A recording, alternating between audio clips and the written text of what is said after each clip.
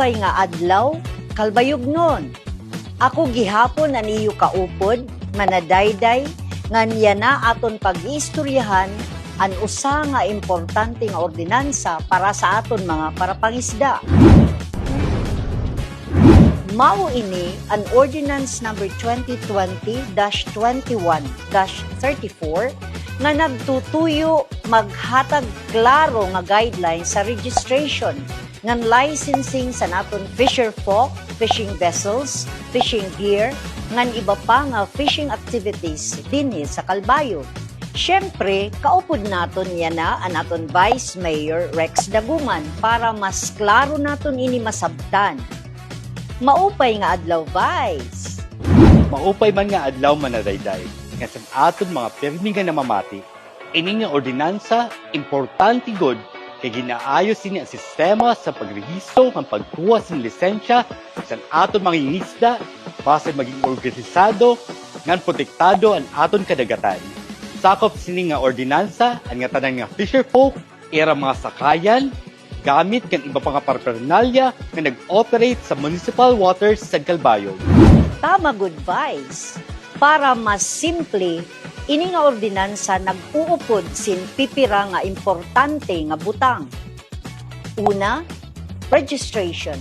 An nga tanan nga fisher folk kinahanglan magparehistro sa City Agriculture Office.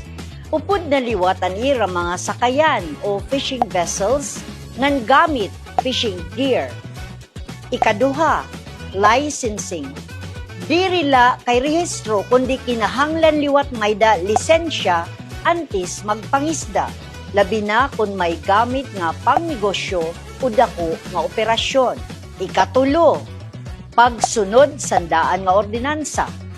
Ginbag-o sini ang pipira nga parte sa City Fisheries Code o Ordinance number 2003-16-30. Labi na ang Article 4, Registration Procedures. Article 5, Fishery License. Sakto good, kay pinaagi sini, mas masisigurado naton nga, una, legal ang pangista sa kada mangingisda. Protektado ang aton marine resources. Ngan may kontrol sa paggamit sa aton kadagatan. Oo, ngan importante liwat nga ibaruan naton ang bahin san penalidad kung diri magparehistro o waray lisensya.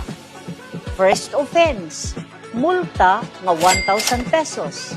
Second offense, multa nga 3,000 pesos.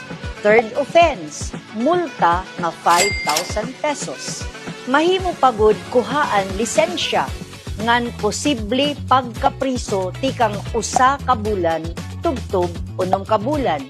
Ngan kun kumpanya nakatalapas, ang manager o in charge ang may baratunon. Ini nga ordinansa diri para magpabugat, kundi para puligan ang aton mga fisher folk ngan maging responsable ng protektado at ira pang kinabuhi. Sakto, good Vice. Sanglit sa aton mga mangingisda, magparehistro kamo. Siguruhon nga mayda kamo lisensya ngan sumunod sa mga guidelines sa syudad. Tama, kaya aton kadagatan kinahanglan naton ini bantayan para sa yana ngan sa masunod pa nga henerasyon. Ako ang iyo Vice Mayor Rex Daguman, padayon kita mag-aram, magpakiana, at mag-speak up.